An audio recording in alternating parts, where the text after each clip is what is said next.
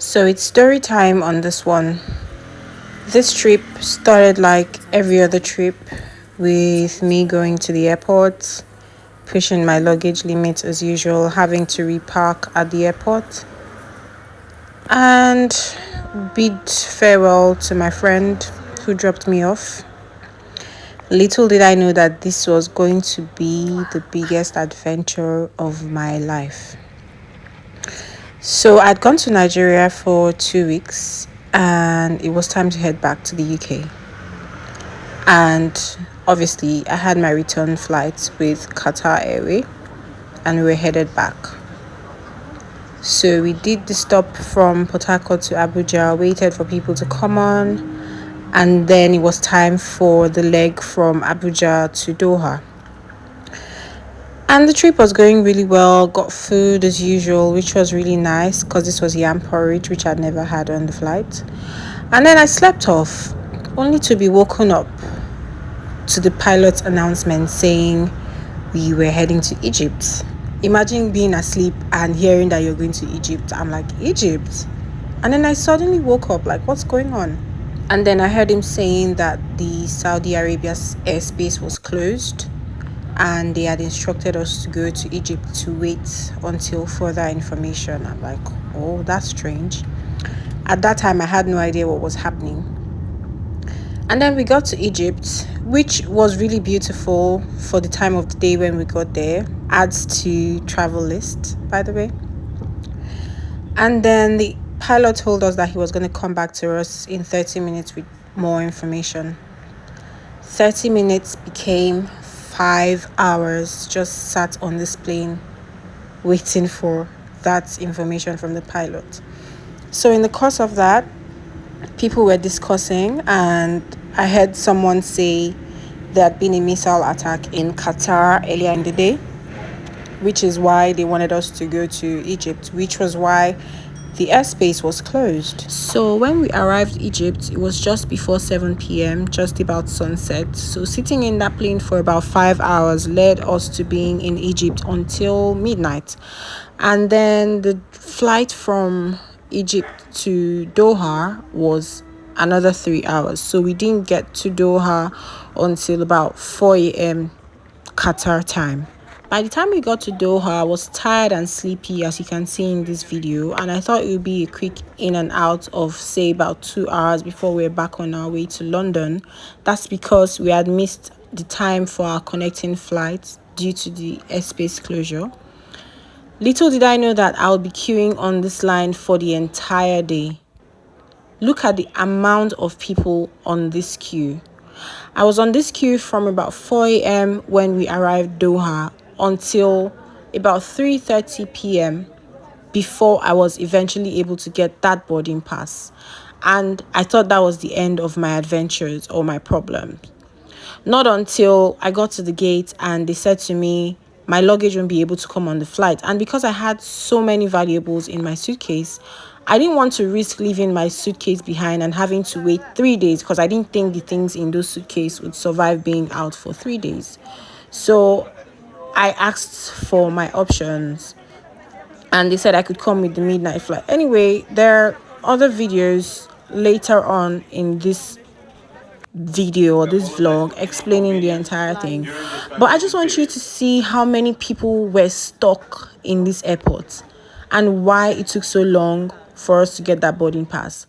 And every time it felt like we were getting close, it felt like it was getting far and far away. Now this is the airport hotel which they ended up putting me into for the night, just because I still couldn't end up leaving Doha that night. The hotel was nice, but at the end of the day, I had spent over 20 hours queuing, and this didn't even make up for that stress. I was hoping I won't have to do this video, but apparently I do. So I know I've been posting everything, well, a couple of clips from what's been happening today at Qatar Airport, but not giving details. So here's me giving details. I didn't think I would because I thought the issue would resolve itself without me having to make a video about it. But just a simple return leg trip has become one of my biggest nightmares, and I hate to say it. I actually do hate to say it because I rated Qatar Airlines more than what is happening now. So there was a missile attack yesterday on Qatar and we're already airborne. We didn't know this until we were nearly in Qatar. We only found out when the aircraft diverted to Egypt because the pilot said they couldn't bring us to Doha because they didn't get the clearance. Doha, Saudi Arabia airspace was closed. So we had to go to Egypt, pending when we hear back from Doha. Fine, we went to Egypt. And we were sat in that aircraft for at least 5 hours. When he said he would get back to us in 30 minutes, we didn't hear back until 5 hours after. Because I remember we got to Egypt before sunset and we didn't leave there until about 10, 11 p.m.-ish. Cool. We did the 3-hour flight to Doha, which was annoying as it was, but fine. I'm like, okay, as long as I'm getting my return leg, because within that time frame, I'd missed the return leg or the second leg of my journey, which was meant to be from Doha to Heathrow. Now we get to Doha and we're trying to figure out the best way to sort out the issue. And when we got here, we found this really long queue and I couldn't believe it. When I went to the back of that queue, I knew we would be there for a while, but nothing could have prepared me for what happened to me today because, like I said, it's been the biggest nightmare in a while. I think so far. I stayed in that queue for nearly 12 hours. This is not me exaggerating. I can give you the timestamps. I stayed on the queue, finally got a ticket, went down to the gate, and they said to me, my luggage won't come with me. Meanwhile, the whole reason why I'm being frantic about this whole thing is that luggage. So I said, what's my option? And they said is to wait for the next flight, which is at midnight. And that way my luggage can come with me. I thought about it. It was a really hard choice because I'd stayed here for more than 12 hours at the time. But I thought, you know what? It's about my luggage. Let me stay. I said, let me stay. That was how I stayed. And they said I had to go and change my boarding pass. I said, no problem. Went to where they directed me to. Those ones said I had to go and queue. Only for me to go and look at the queue. It was a long queue again. It wasn't as long as the morning one, but the queue wasn't moving. It wasn't moving. So I just thought, okay, I might as well just go back upstairs where I was in the morning because I know that when I was coming down, this queue had reduced, And I thought that would be faster. And then I went upstairs. After staying on the queue, which wasn't even too long, I ended up staying there from like 5 p.m. until, let me say 9 p.m. I was still on the queue longer than that, but I'll get to 9 p.m. Until 9 p.m. No, 10 p.m. 10 p.m. That's what, another 5 hours. And then at that point, that was when the person at the counter told me that the next available flight is at 7 a.m. Now I'm very upset. But what do you mean? I've cried so much today. My eyes are swollen. I don't know how else to feel. I just kept on crying at that counter because I couldn't believe it. The earliest of those foodstuffs started coming out at 6 a.m. yesterday. And you're telling me that 48 hours after, which would be tomorrow, it still won't even be on the way to the last leg. I mean, if I had made it today or even at midnight, I just had a slight hope that, okay, even if it's all defrosted and at room temperature, at least it won't be going bad yet. And maybe I can refreeze. But how? Oh my God. Yes, this is how I'm feeling right now. And this is me trying to keep this video as short as possible because it's so detailed. So much has happened within this, it's been a nightmare and I can't believe it. But that's where I'm at now. Thankfully, they put me in this nice hotel, but it doesn't make up for it. I don't even feel it's a nice hotel, but it doesn't make up for the amount of stress that I've been through and the stress that I will still go through because I thought I was done with early mornings. I didn't sleep at all last night, and you're putting me back on.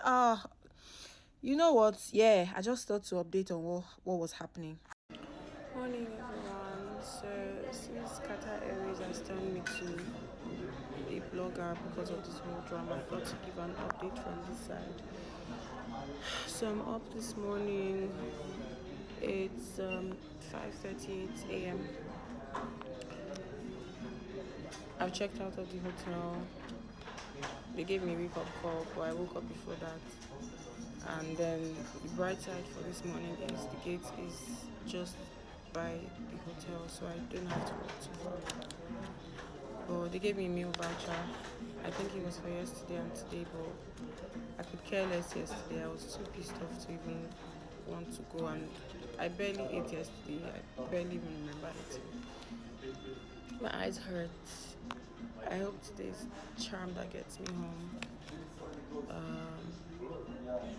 If it's crazy that I'm having to wear the same clothes again because I don't have my suitcase. My hand luggage, I haven't got change of clothes in there. Yeah, I just want to get home today, and I hope that happens this morning. Fingers crossed. Flight should leave at 7, so I shall update when I start boarding or when I do board.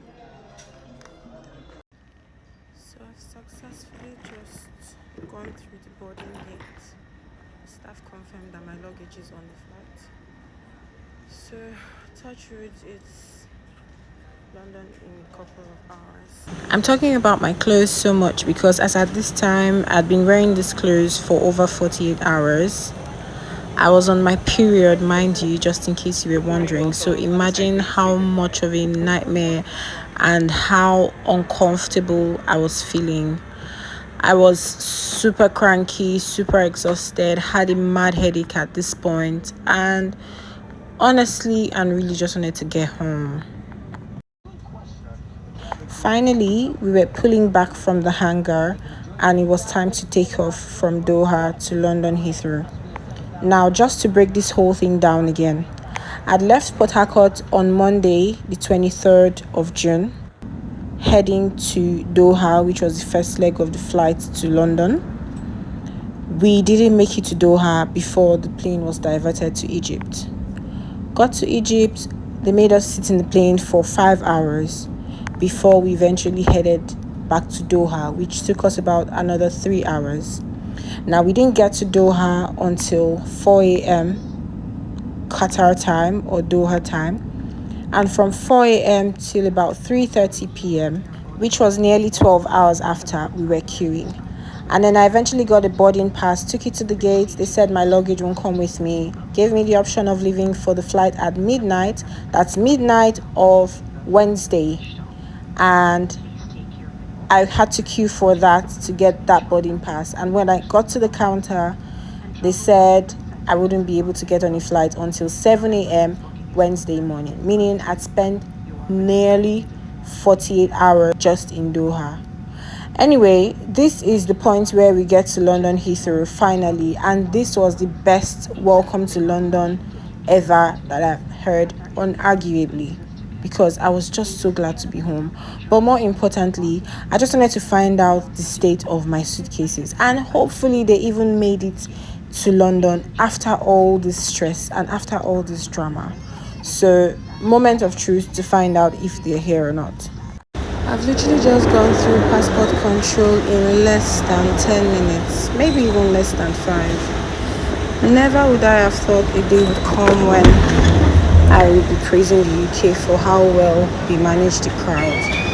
Trust me, there are a lot of people on that line, but when it comes to crowd management in the UK, they don't play. Everyone knows that it's all hands on deck. Everyone is coming out, pulling out stuff that even if it's not their duties. Maybe when I have the time and when I'm home or something, I would actually go into details of how nonchalant the staff at Doha Airport in Qatar yesterday were. Sorry, I'm trying to pull out a trolley. How nonchalant they were in managing that situation. But it's fine. Let's thank God first that I'm here, and I'm gonna have a look for my suitcases, and can't wait to get home to see what happens with everything in there.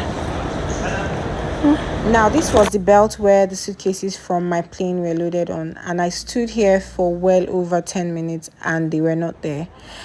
I eventually found them, but I figured that they had gotten there way before I did, because seeing the state of my suitcases and where I found them, it was nowhere close to where the bags from my plane were dropped off.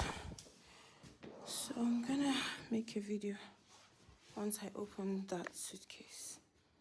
So for the sake of the public space that social media is, and not knowing where this video would reach, I can't really show much details on the things in my suitcase, but I'm just glad to say that everything arrived in good condition. Nothing went bad as I feared. Everything was good, and I'm just so grateful that this ordeal is over, because I never want to experience it again. And continuing from a clip earlier, this event just showed me how well the UK actually manages their crowd, especially when there are big events or events that the crowd is going out of control. Very well managed, very well organized. So this is also just a call to Qatar Airways, especially for the people who are at the airport, in terms of coordination, because that queue could have been handled so much better. The empathy from the staff also was zero, to say the least, because we're all going through it. I understand that the staff were overwhelmed as well, but they could have handled that situation so much better, because the nonchalance, the lack of coordination. Anyway, I'm just gonna end my story here. Thank you so much for watching. Bye. At this point, I need to actually frame these clothes and like hang them in a museum, because the thing that these clothes have survived, my god, I'm just trying to tidy up as much as I can. And to think that it wasn't these jeans I was going to wear. I was going to wear my cream joggers. God knew that I would not have survived even day two. That's why he made me change into these jeans.